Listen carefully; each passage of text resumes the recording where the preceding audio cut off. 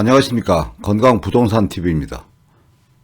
지금 과천 지정타 청약 신청이 얼마 안 남았는데 그 청약 신청 전에 참고해야 될 만한 몇 가지 사항들을 점검해보는 시간을 갖겠습니다. 이번에 분양한 데 3개 단지 같은 경우는 중복 청약이 이제 가능해요. 그러다 보니까 이제 청약 전략을 잘 짜야 되고 중복 청약에 대한 당첨 처리 기준도 꼼꼼하게 살펴보셔야 됩니다. 당첨자 발표일을 다시 한번 살펴보면 이 당첨자 발표일을 이제 다르게 해놨기 때문에 중복 청약이 가능한데 과천 제시점모타운에 청약하신 분들 중에는 뭐 과천 인근 생활권 아니신 분들 같은 경우는 가밀 프로조에도 관심이 많이 있기 때문에 이 4개 단지 발표일을 같이 참고하시는 게 도움이 될 겁니다.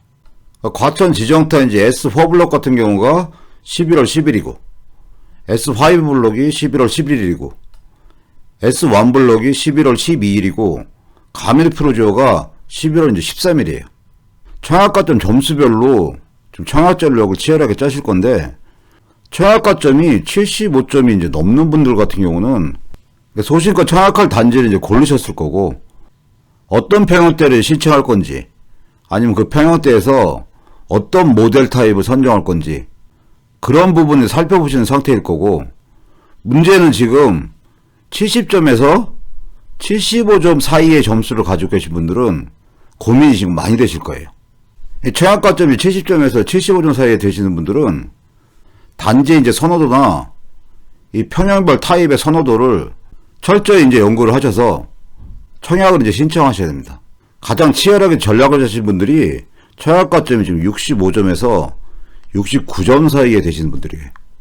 일반적으로 과천 지정타뿐만 아니라 이제 가밀 프로조 같은 경우도 청약률이 굉장히 높을 거고 이 당첨가점도 70점 이상이 돼야 당첨이 이제 가능하다고 보는데 65점에서 69점에 계신 분들 같은 경우도 전혀 이제 불가능한 건 아니에요. 추후에 이제 당첨자 발표를 하고 이 당첨자의 이제 최저가점이 나오게 되면 이렇게 이제 경쟁이 치열해도 일부 평형대 일부 타입 같은 경우는 70점 이하분이 최저 당첨가점으로 당첨되는 경우도 생길 수 있습니다. 그렇기 때문에 이런 분들은 철저히 이제 단지별 선호도랑 평형별, 타입별 선호도를 이제 체크를 하신 다음에 청약 전략을 잘 짜서 신청을 이제 하시게 되면 당첨이 될 수도 있는 거예요. 그렇기 때문에 철저히 본인이 연구해서 청약 전략을 잘 짜시기를 바랍니다. 제가 지금 말씀드린 청약가점 같은 경우는 뭐 과천시 당해지역이나 하남시 이제 당해지역 분들은 해당이 안 되는 부분이고 이 당해지역 분들 같은 경우는 60점에서 65점 정도면 당첨이 가능한 그런 청약가점이 될 거라고 생각이 듭니다. 일부 이제 안정적인 분들 빼놓고는 대부분은 이 3개 단지든지 아니면 4개 단지까지 동시에 이제 청약하는 분들이 많아질 거고 그러다 보면 당첨자 선정이 기본적으로 어떻게 되는지 한번 설명드리면 가장 이제 기본적인 당첨자 선정 방법을 보면 당첨자 발표는 이제 서로 다른데 모두 청약해가지고 만약에 모두 당첨되게 되면 이 중에서 당첨 발표일이 빠른 주택에 당첨만 인정을 합니다. 그래서 일반적으로 이제 당첨가점이 높으신 분들 같은 경우는 몇 군데 이제 신청을 하더라도 4개 단지 중에 일반적으로 선호도가 가장 높은 S4블럭 같은 경우에서 걸러질 확률이 이제 많이 있는 거죠.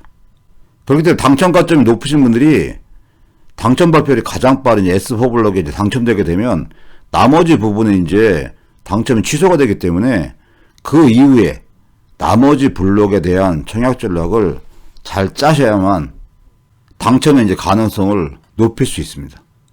일반적으로 좀 청약을 준비하시는 분들이 어떤 단지를 선호하는지 그 단지 중에 어떤 모델 타입을 선호하는지 기본적인 내용을 한번 살펴보겠습니다.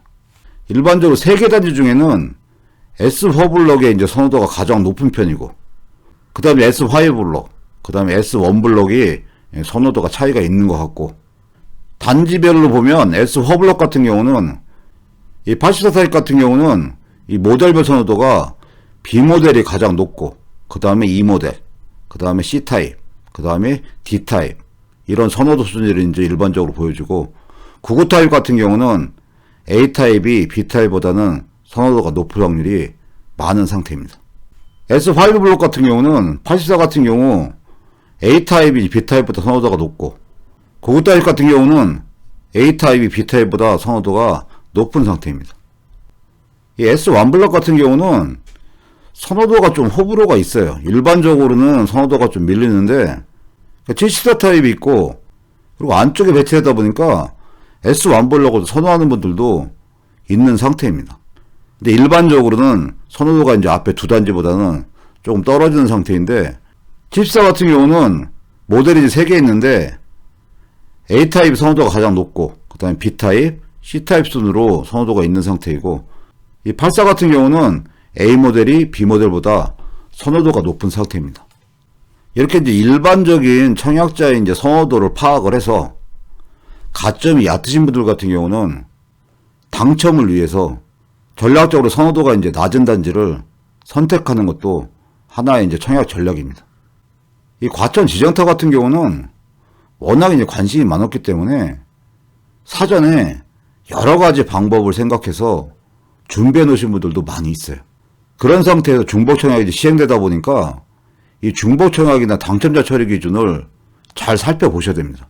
이 자료는 모집 공고 자료인데 한번 그 내용을 보시면 여기 최대 이제 6건이라고 돼 있어요. 특별 공급까지 신청이 가능하신 분들 같은 경우는 3개 단지를 특별 공급에 신청하고 일반 공급까지 신청하면 최대 이제 6건 신청할 수 있는데, 그 신청이 이제 가능하다는 얘기고, 이 세부적인 내용들을 살펴보면 이 글로 되어 있는 거를 도표로 한번 작성을 해봤어요. 그러니까 당첨자 발표일이 빠른 S4 블록에 특별 공급 또는 일반 공급으로 당첨이 된 경우에는 S5 블록의 당첨자 선정을 위한 추첨 대상에서 제외됩니다. 근데 당첨자 발표일이 빠른 이제 S4 블록에 당첨된 건 아니고 특별 공급 또는 일반 공급 중 한 개 유형의 예비 입주자로 당첨된 경우, 이런 경우에는 S5 블록의 당첨자 선정을 위한 추첨 대상에서 포함이 되고, 근데 단서 조항으로 S5 블록 당첨 시에는 S4 블록 예비 입주자 자격이 상실되게 됩니다. 이번 기준 같은 경우는 청약을 미리 준비하신 분들이에요.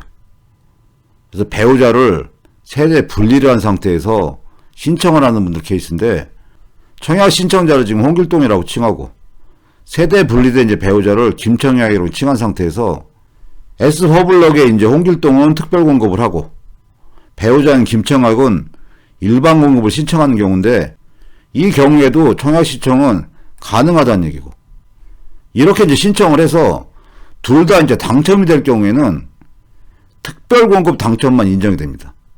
그리고 일반 공급 당첨분은 부적격 처리가 돼요. 그리고 홍길동이 만약에 특별 공급에 예비 당첨이 되고 배우자인 김청약이 일반 공급에 당첨이 되게 되면 일반 공급 당첨분만 유효가 되고 특별 공급 예비 입주자 자격은 상실하게 됩니다. 이번 케이스는 청약 신청자 홍길동이랑 세대 분리된 배우자 김청약이 S4 블록에 똑같이 이제 특별 공급에 신청을 하는 케이스예요. 이 경우를 유의하셔야 되는데, 특별 공급은 1세대 내에 한 건만 신청이 가능해요. 그렇기 때문에 이런 경우에는 당첨 여부 관계없이 동일 세대 내 1인 이상 신청으로 인해서 당첨되더라도 부적격 처리가 되고, 예비자로 선정 시에도 입주자 선정 기회를 제공하지 않습니다. 이번 케이스는 청약 신청자 홍길동이 있고 세대 분리된 배우자 김청약이 S4 블록에 각각 이제 세대주 자격으로 일반 공급을 이제 청약하는 경우에요. 이 경우는 케이스별로 이제 틀린데 청약 신청은 이제 가능은 해요. 근데 당첨 여부에 따라서 부적격 처리가 될 수 있으니까 이 부분을 꼭 유의하셔야 됩니다. 일반 공급에 이제 머리 써가지고 둘 다 이제 신청을 했는데 만약에 둘 다 당첨이 돼요. 이런 경우에는 재당첨 제한으로 해가지고 둘 다 이제 부적격 처리가 됩니다. 그런데 이제 홍길동은 당첨이 되고 김청학은 예비 당첨이 되는 경우는 홍길동의 이제 당첨분만 유효가 되고 배우자 김청학의 예비 입주자 자격은 상실하게 됩니다. 그래서 이 부분을 꼭 유의를 하셔야 됩니다. 지금 언급한 당첨자 선정 기준 케이스 같은 경우는 사전에 미리 준비하시는 분들의 케이스예요. 이번에 이제 당첨되시는 분들은 상관이 없지만 만약에 요번 청약했는데 탈락하게 되는 분들 같은 경우는 모집 공고에 대한 전반적인 내용을 꼭 숙지를 하시고 이런 당첨 기준 케이스 같은 경우도 미리미리 살펴보셔야 돼요. 향후에도 인기단지 같은 경우는 이 청약시장이 뜨거워질 수밖에 없고 그 치열한 경쟁에서 당첨되기 위해서는 철저하게 준비를 하셔야 됩니다. 이번 케이스 같은 경우는 청약 신청자 이제 홍길동이랑 세대 분리된 배우자 김청약 같은 경우에 각각 세대 자격으로 홍길동은 S4 블록에 신청을 하고 배우자 김청약은 S5 블록에 일반 공급을 청약하는 경우에 이 경우에도 청약 신청은 가능합니다. 근데 이런 경우에 둘 다 만약에 당첨이 된다. 그럼 먼저 당첨된 S4 블록만 당첨 인정되고 S5 블록은 재당첨 제한으로 부적격 처리가 돼요. 그리고 이제 S4 블록 홍길동이 예비 당첨이 되고 S5 블록의 김청약이 당첨되는 경우는 S5 블록 당첨은 유효한데 S4 블록의 예비 입주자 자격은 상실하게 돼요. 그리고 이제 S4 블록에 홍길동이 당첨이 되고 S5 블록에 김청약이 예비 당첨되게 되면 S4 블록의 당첨은 유효한데 S5 블록의 예비 입주자 자격은 상실되게 됩니다. 그리고 이제 둘 다 만약에 이제 예비 당첨이 될 경우에는 계약 체결일이 빠른 한 주택의 당첨만 유효 처리한다는 거. 이런 부분을 참고를 하시기 바랍니다. 이번 청약 같은 경우는 경쟁률이 엄청나게 높을 거예요.